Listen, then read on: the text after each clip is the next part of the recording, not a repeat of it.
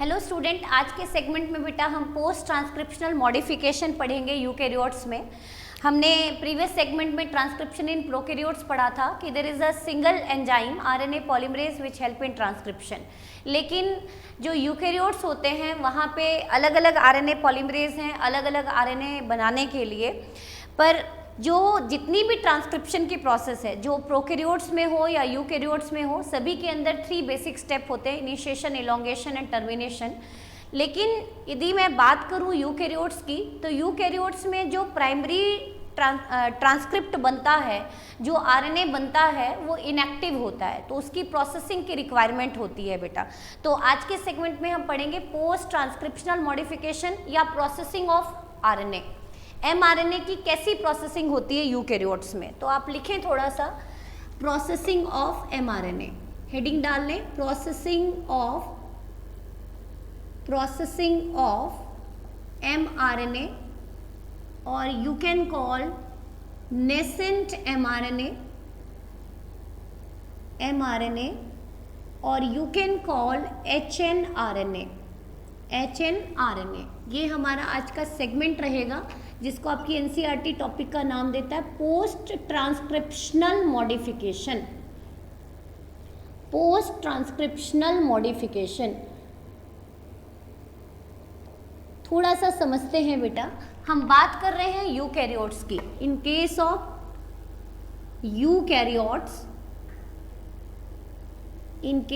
Eukaryotes, as you know, our DNA is split in nature।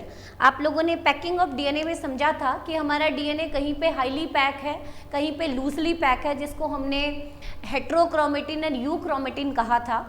तो degree of packing के base पे जहाँ पे वो हाईली पैक है वो रीजन ट्रांसक्रिप्शनली इनएक्टिव है, और जो लेस पैक है वो ट्रांसक्रिप्शनली एक्टिव है। तो हमारा जो आरएनए बनता है बेटा वो नॉन फंक्शनल बन जाता है, मतलब instead of functional RNA as you notice in case of prokaryotes, वैसा आरएनए नहीं बन पाता। किस केस में? यूकैरियोट्स के केस में। तो इन केस ऑफ यूकैरियोट्स जो ट्रांसक्रिप्शन है it is operated in nucleoplasm. There is a separate chamber, मतलब ट्रांसक्रिप्शन न्यूक्लियोप्लाज्म में चलेगी और ट्रांसलेशन साइटोप्लाज्म में चलेगी। लेकिन ऐसी कोई कंपार्टमेंटलाइजेशन नहीं देखी गई प्रोकैरियोट्स में, इसीलिए दोनों प्रोसेस साइमल्टेनियस चल पड़ी। तो it is operated in nucleoplasm, और जो आरएनए पोल 2 है it transcribe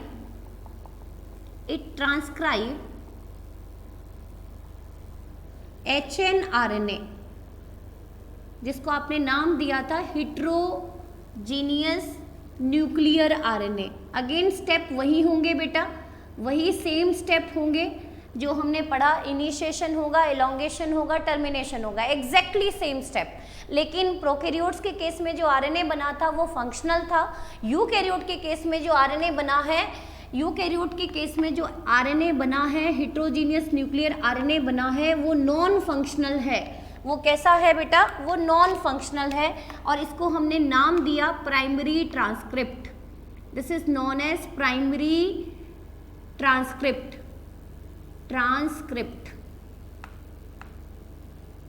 This is the primary transcript or non-functional RNA. This is the non-functional RNA.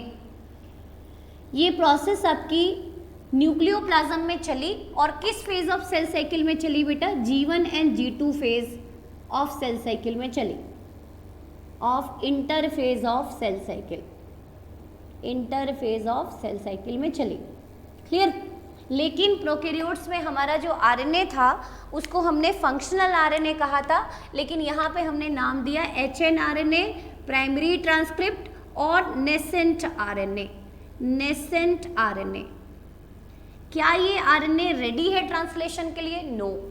तो जब ये न्यूक्लियर पोर से बाहर आता है, मतलब जब ये न्यूक्लियस को लेफ्ट करता है, तो there is a demand of certain modification, मतलब इसके अंदर हमें कुछ मॉडिफिकेशन करनी पड़ेगी, तभी जाके हमारा फंक्शनल आरएनए बनेगा।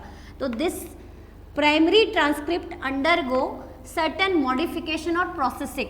तो सर्टेन मॉडिफिकेशन, जिसको नाम दिया आपने post transcriptional post transcriptional modification, post transcriptional modifications, जिसमें 3 स्टेप हम पढ़ेंगे। स्प्लाइसिंग पढ़ेंगे, कैपिंग पढ़ेंगे एंड टेलिंग पढ़ेंगे। इन सारे प्रोसेस होने के बाद, ये सारे स्टेप्स होने के बाद your nascent RNA, your primary transcript is convert into functional mRNA. This is the functional mRNA, this is the functional mRNA and this one is non-functional mRNA। non-functional mRNA को नाम क्या दिया? nascent mRNA और nascent RNA और hnRNA। hnRNA is also known as primary transcript, also known as non-functional mRNA, also known as nascent mRNA। now it is need to be undergo post transcriptional modification before living nucleoplasm. जब nucleoplasm से होके वो cytoplasm में entry करने वाला है तो there is a demand of post transcriptional modification और फंक्शनल एमआरएनए में कन्वर्ट होता है, जिसको नाम देते हैं हम सेकेंडरी ट्रांसक्रिप्ट और active RNA. This is the active RNA now ready to participate in translation. तो इन सारे स्टेप्स को हम डिटेल में समझेंगे आज के सेगमेंट में। तो क्या होती है बेटा प्रोसेसिंग, कैसी प्रोसेसिंग होने वाली है? तो सबसे पहले आपने समझा कि हमारा डीएनए स्प्लिट नेचर का था, इसीलिए उसने आरएनए भी स्प्लिट बना दिया। वो जो स्प्लिट आरएनए बना उसको हमने नाम दिया प्राइमरी ट्रांसक्रिप्ट और nascent mRNA. There is a demand of post transcriptional modification. तो आप समझे कि जो यूकैरियोट्स की बात कर रही हूँ, इन केस ऑफ यूकैरियोट्स ये प्रोसेस कहाँ चल रही है? न्यूक्लियोप्लाज्म में चल रही है। कहाँ चल रही है? न्यूक्लियोप्लाज्म में। नीड क्या है इस प्रोसेस की? To convert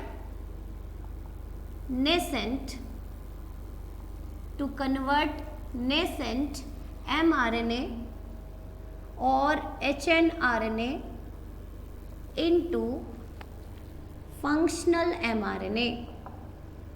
functional mRNA. तो first of all write down the nature of nascent mRNA और hnRNA. HnRNA is heterogeneous nuclear RNA, heterogeneous nuclear RNA consist of coding as well as non-coding sequence। non-coding sequences, दोनों type की sequences होती हैं बेटा, coding भी होती है, non coding भी होती है। जो कोडिंग सीक्वेंस होती हैं उनको बोला जाता है एक्सॉन, और जो नॉन कोडिंग सीक्वेंस होती हैं उनको बोला जाता है इंट्रॉन्स।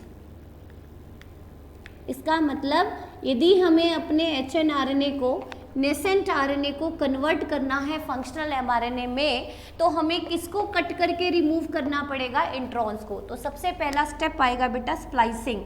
तो this is your hnRNA, interrupted है 5 प्राइम टू 3 प्राइम। रिलीज किसने किया इसको? रो फैक्टर ने। इसमें इंटरप्टेड सीक्वेंस है बेटा, बीच बीच में आप देख रहे हैं नॉन कोडिंग स्ट्रेच है, जिसको मैंने रेड कलर से रिप्रेजेंट किया। तो this one is coding stretch, जिसको आपने नाम दिया एक्सॉन,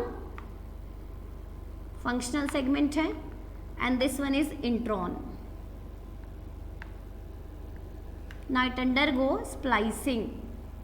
स्प्लाइसिंग का मतलब काट छाट करना। स्प्लाइसिंग का मतलब क्या होता है बेटा? स्प्लाइसिंग इन्वॉल्व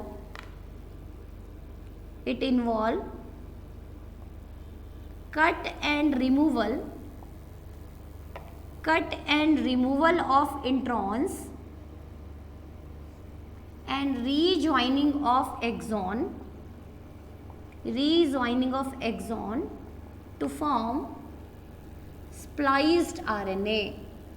आपके पास कटा हुआ आरएनए आ गया जिसका मॉलिक्यूलर वेट लो हो चुका है, क्योंकि हमने किसको कट करके रिमूव कर दिया? इंट्रॉन्स को कट करके रिमूव कर दिया।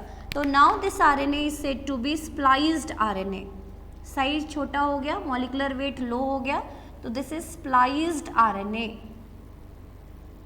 This one is HNRNA, split RNA और nascent RNA. Nascent RNA need to be undergo certain processing, कुछ प्रोसेसिंग की नीड है इसको. सेकेंड स्टेप देखें बेटा, सबसे पहला स्टेप आपने क्या देखा, स्प्लाइसिंग करा दी. हमने क्या करा दी, स्प्लाइसिंग करा दी.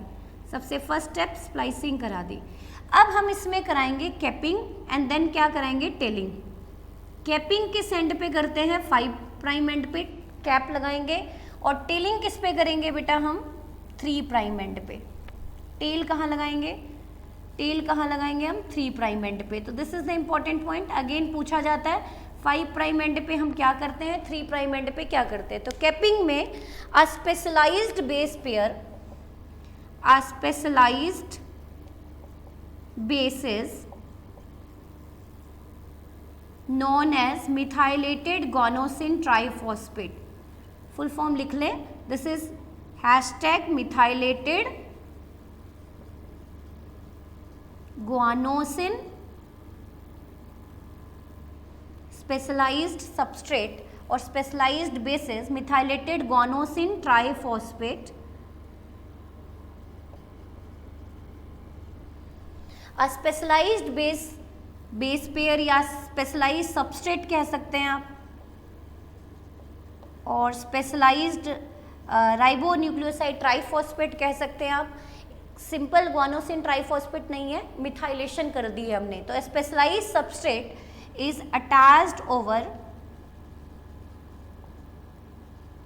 अटैच्ड एट 5 प्राइम एंड और स्प्लाइज्ड RNA. जब हम स्प्लाइज्ड RNA के 5 प्राइम एंड पे एक स्पेशल सबस्ट्रेट अटैच कर देते हैं, एक स्पेशल बेस पेयर अटैच कर दे, बेसेस अटैच कर देते हैं, गुआनोसिन अटैच कर देते हैं, guanosine triphosphate, methylated guanosine triphosphate attach कर देते हैं, तो उस प्रोसेस को बोलते हैं कैपिंग. और जब हम 200 to 300 base pair of adenylate residue attach कर देते हैं 3 प्राइम एंड पे, तो उसको बोलते हैं टेलिंग. तो आप लिखें, आप टेलिंग में क्या होगा, 200 to 300 adenylate residue attached over 3 prime end in template independent manner called tailing. Stability देने के लिए हम टेलिंग करते हैं बेटा, और हर एक RNA की आइडेंटिफिकेशन बाय राइबोसोम कराने के लिए कैपिंग करते हैं. तो अब हमारे पास देखें क्या हो चुका है, ये था हमारा स्प्लाइज्ड RNA, ये थी हमारी 5 प्राइम एंड, ये थी हमारी 3 प्राइम एंड. तो इस एंड पे हमने क्या अटैच कर दिया, इस एंड पे हमने अटैच कर दिया एक स्पेशल ग्वानिन जिसके ऊपर 3 फॉस्फेट लगे हुए हैं और एक मिथाइल ग्रुप लगा हुआ है, तो जिसको हमने नाम दिया मिथाइलेटेड गुआनोसिन ट्राइफॉस्फेट. और यहाँ पे हमने अटैच कर दिया poly A tail 200 to 300 adenylate residue attach कर दिया.